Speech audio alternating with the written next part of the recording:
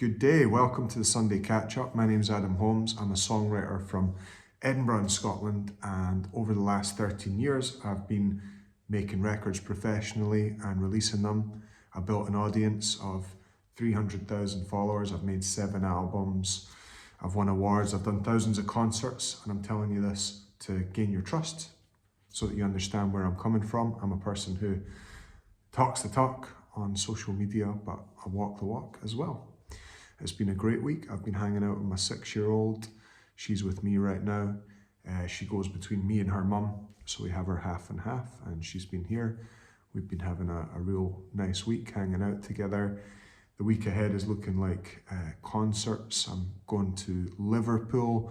I'm going up to the north of Scotland, and I've built a whole new set of songs, which is always a challenge because, you know, you get used to one set of songs, and then it's a little bit of a challenge to adjust and let go of the things that work and move into a space of trying new things publicly. So a lot of my job is about trying things in public and learning in public and the willingness to put myself out there and learn in public. And now in my club, I put myself out there constantly to show what it's like to be an artist who's publicly learning and figuring things out.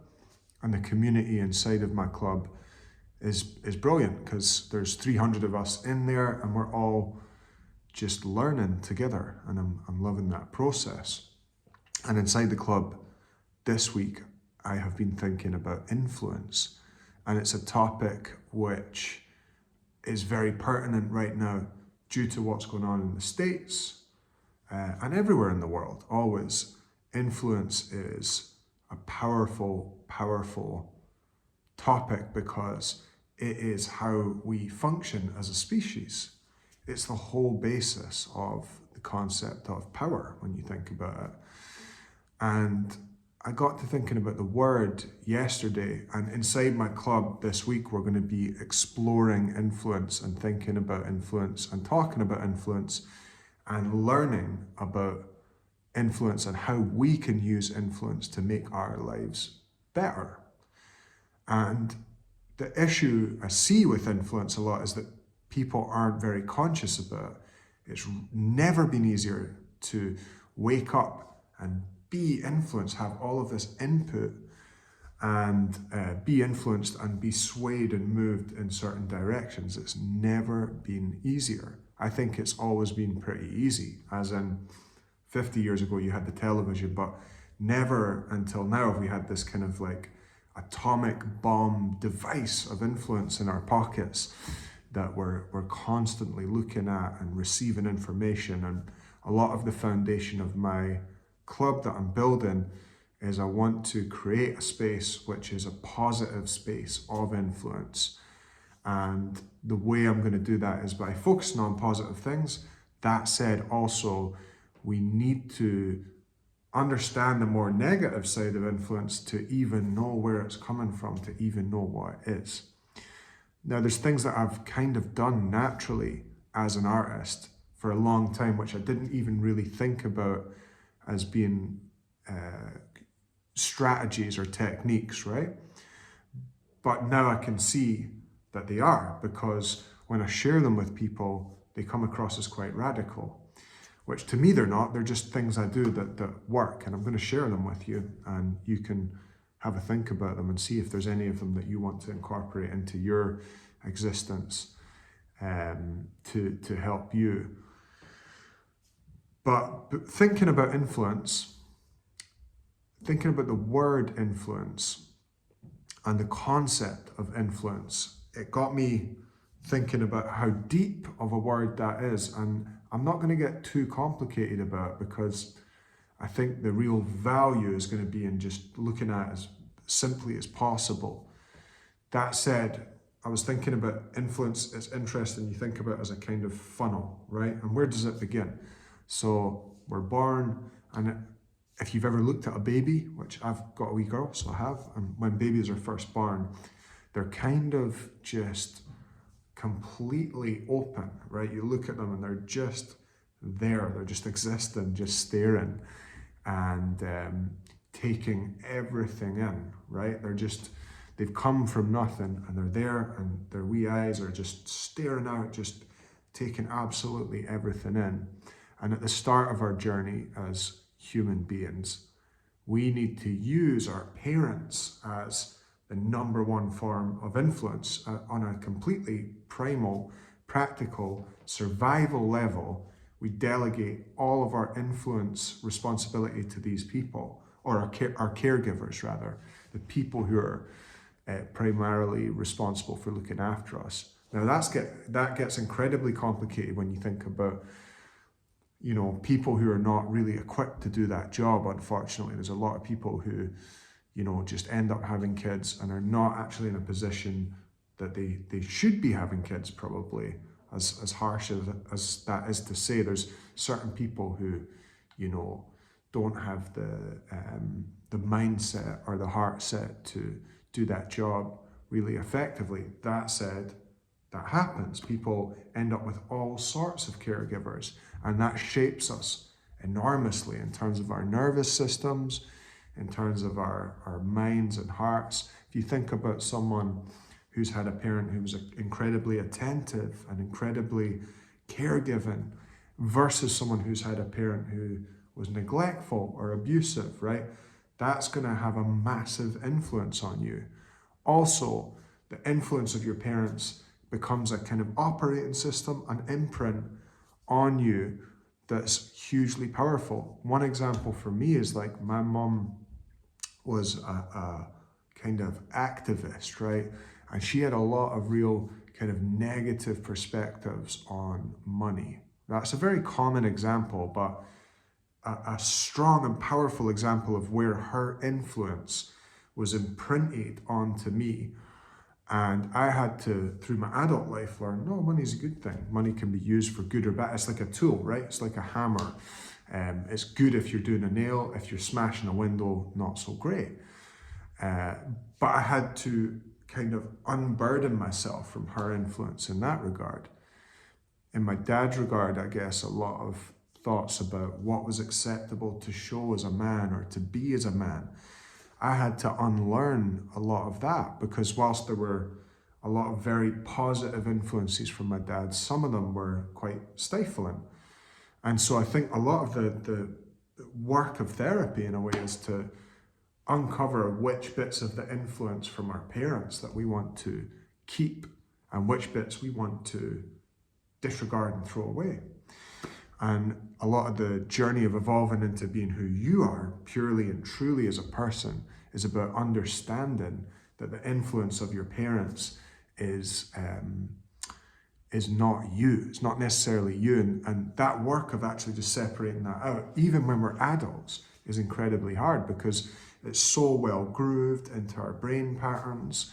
It's so deeply grooved into our brains to kind of seek that approval or seek that kind of affirmation that that's a great way to be living. So clearly that's the first level of influence. And what I would say is, I think anyone who hasn't done that therapeutic work, you haven't uncovered that first layer of influence. So there's no point looking at the further down the funnel of like media and TV and sort of the world and politics, because chances are, if you haven't done that work, that therapeutic work, all you're really doing is acting out the influence of your parents using politics or using finance or using success or whatever. So I think undoing, if you think about the funnel of influence, undoing that first bit of it. And look, I'm not saying get rid of everything your parents taught you, because I'm sure there was loads of good things that your parents taught me.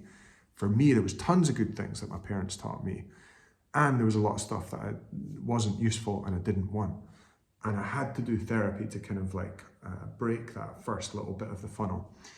The second bit of the funnel is people. You know, we go to school and that's the first time that suddenly there's these other people. I'm sure you can remember these memories of like getting to school and a teacher being there, and it was like, oh, that's weird. She's like a mum, but she thinks different to my mum. That my mum would never say that, right?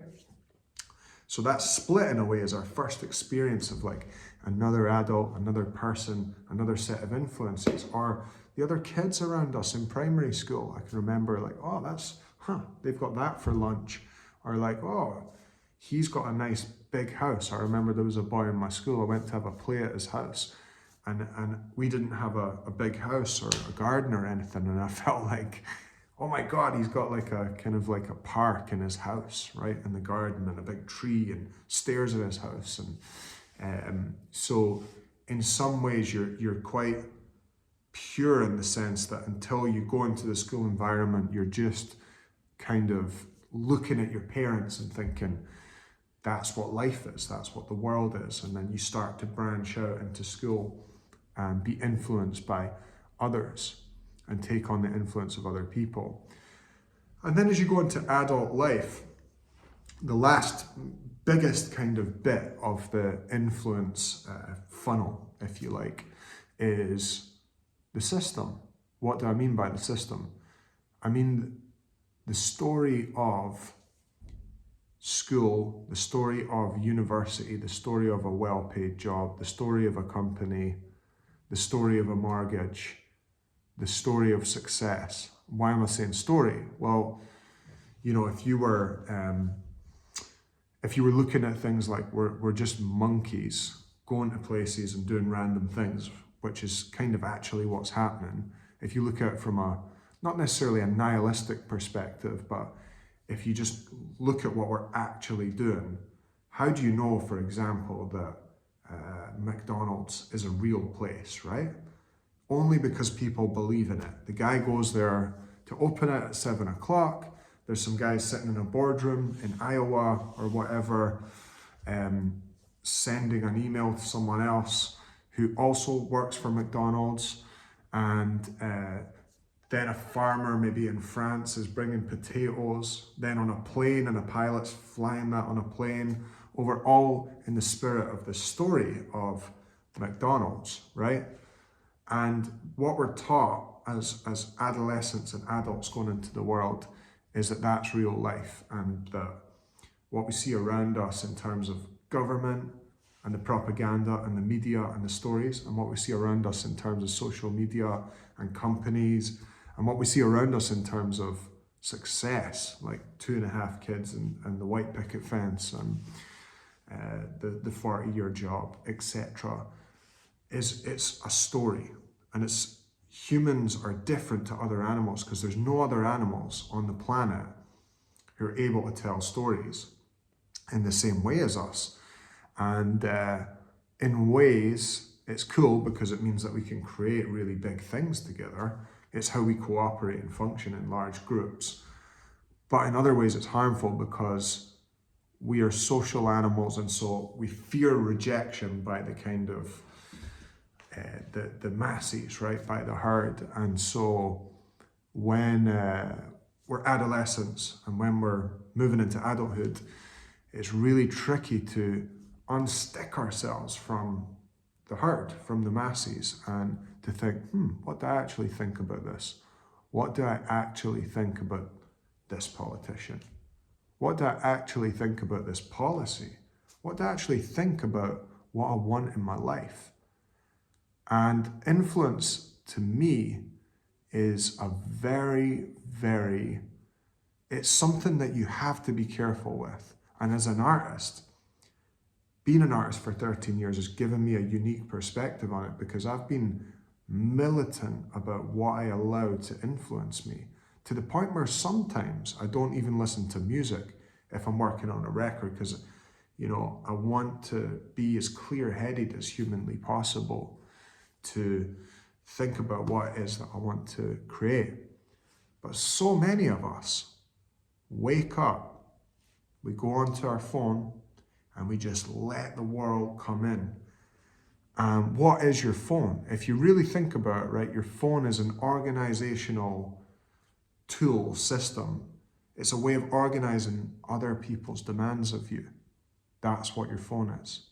When you wake up and you open your phone and the news comes in and the emails come in and the texts come in, what is that? That's people who want to have influence on you at the effect of moving you towards their goal. That's what the news is. That is what the news is. The news is not information which is going to help you see what's going on more clearly. That isn't what the news is. If you want to see what's going on clearly, look out your window. Look around you. Talk to your family. Talk to your kids. Look into their eyes. Ask them how they're doing. Because the influence of the media has one goal and one goal only, and that is to have you think in the same way as them. So the way I'm approaching this conversation about influence is quite totalitarian, but I would say look at influence as a virus for a little bit. I'm not saying for your whole life, but I think for the next week or so, try leaving the house and try thinking about almost like, remember in COVID, right? Everyone was wearing masks, and not everyone, but most people were wearing masks and sanitizing their hands. And, basically what they were doing there is bringing a level of consciousness to the possibility of them kind of catching something which was harmful, right? And yet, none of us do that, or most of us don't do that in terms of influence, right? But a conversation, an idea, a thought, a message is so incredibly powerful. If you go out your house and you go down the street and you bump into your neighbor and they say, God, I just feel so terrible about this which happened. And you say, what's that? And they go, well, it's this, and it happened over in this country, and they're doing that, and they're doing that. And you go, God, that's terrible. And you catch it, and then you walk down the street, and then you see the person in the cafe, God, just terrible about this, huh? That's terrible. It's a spread. You're spreading this influence around you based off what? Based off something you've heard in the passing from someone else. Similarly, you might receive a message or a meme or like an idea or a philosophy and think, God, that's terrible. Let me send that to my sister. Boom, that's landed over there, and the ripple of that has kind of affected all the people around her that she cares about. Or even on a less kind of dangerous level, you could send someone a song and not really think, hey, I like this song, boom. That could change their whole life. You could send someone a song by a band that has a pedal steel player in it and they've never heard, oh my God, I love the pedal steel. And then, okay, let me find other bands that have that. And it changes their life. Then they're going and seeking out country bands with a pedal steel player and they're traveling to different places. Who knows, right? But my point is, in this sort of middle section of the funnel, you've got this tight little section of like parenthood, childhood, right? And that stuff, like I say, you need to go and see a therapist about that because you can't unpack that yourself. Because you were just a kid, so it was survival to trust the higher powers, aka school and your parents, with influencing you. And I think do that work to look at that. But I think in this middle section, you want to really spend the next week, and I'm going to do this myself, just thinking about what am I allowing to influence me? And if I'm feeling angry, is that an influence that I want to have in my life? If I'm feeling helpless or depressed or sad, is that an influence that I want to have in my life? And what I'm not saying here is shut down your ears and just don't pay attention to anything and don't listen to the news. I'm encouraging and inviting you to just bring a level of consciousness to what you're consuming. Because you might be consuming material about a particular political issue, and there's obvious examples right now in America, but look, when has there not been a time where there's stressful news and people feel bad about it? Think about that for a second. When has there been a time where there's been news stories which are positive for any sustained amount of time? When have you known a month in your life for there to be just a month of like, hey, this is going on. 1,000 kids came home from school totally safe today, and a truck went down the road, and a granny made some soup, right? It's like, and your brain right now listening to me is arguing with me. You're saying, but that's not news. It's like, okay, but why not? Why is it not news, right? We've decided, because your human primal brain wants to know about danger. You want to know about danger. So even though we built these kind of caves and we can just go to the shop and buy a bit of meat, we've taken away all of the kind of hunt of life, and we've taken away the worst challenges of life. Your brain doesn't like it because your brain wants something to focus on. And now you've got this drip feed from this nuclear atomic device that's pumping these kind of stories and philosophies and attitudes into your mind. And if you don't bring a level of consciousness to that, then you're just a weapon for whoever, whatever. And again, you might think, no, I know what I think, I know what I feel about this political party or this person or this issue. What I would say is, try looking at that funnel and going up to the top and ask yourself, what would my mum and dad think about this? What would my school system think about this? And if your answer is, well, they would think this, and that's exactly what you think, maybe that's something that you go to therapy about and unpack a little bit. For me, I've discovered elements of my own politics, which if I hadn't gone to therapy, I just never ever would have uncovered, because I was actually just trying to get my mum's love or my dad's love. And I look around in the world, and the main influence that I'll see which causes the most harm is like people trying to unconsciously trying to get their mum's love or trying to get their dad's love via success, via politics, via lifestyle, via everything. So they're still in this little first rung bit of the funnel, right? So I think for the week ahead, what I'm inviting you to do, and what I'm going to be doing myself, is looking at the world through the lens of influence and really asking myself, what do I actually think about what I'm taking in? What do I actually know about what I'm taking in?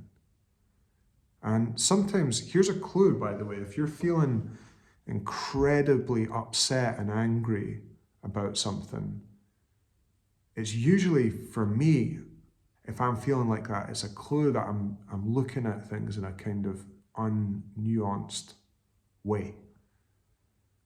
Unnuanced thinking is the biggest cause of suffering and anger and pain and righteousness. You know, that feeling in your gut, like a kind of right, I know how it is. And actually, life is complicated.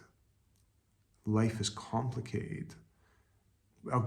Here's an example, right? My mum taught me rich people are bad, you know? And I had to undo that, work for myself, because life's complicated. That's a ridiculous, it's like, imagine if it was like poor people are good and rich people are bad, and life was as simple as that. It's nice and it's calm for the brain in a way, because you get to just separate things out. But I had to do a lot of learning, or unlearning rather, about that on a personal level, so that I could find the nuance, so that I could find the beauty and the depth and the complication of life as it actually is. And influence is important, because what influence has the power to do is convince us that life is not complicated. And I want my club to be a space where we explore the compassionate and complicated nature of life. And we do that by deconstructing, but with kindness. Because nihilism is not kind. To just deconstruct everything in an uncompassionate way and not hold it in a space of kindness is just, that's oblivion. But to deconstruct and look at things all together with kindness, admit that we're all human, admit that we're all flawed and we're all just doing our best to make sense of this crazy world, is what I'm going to encourage in my club. If you want to go deeper on this stuff, if you want to join us in the club, click the link in the description or click the comment in the pinned comment at underneath this video. And I encourage you guys this week to be thinking about what's influencing you and be thinking about the impact that's having on you. And I'm excited to hear all of your thoughts about it. Let me know what you thought of this episode in the comments, and I'll look forward to chatting to you soon. If you want to join my club, click the top comment or click the link in the description and come and join us in the club. It's only $1.50 a month and there's loads of content in there. And have a great Sunday. Peace and love.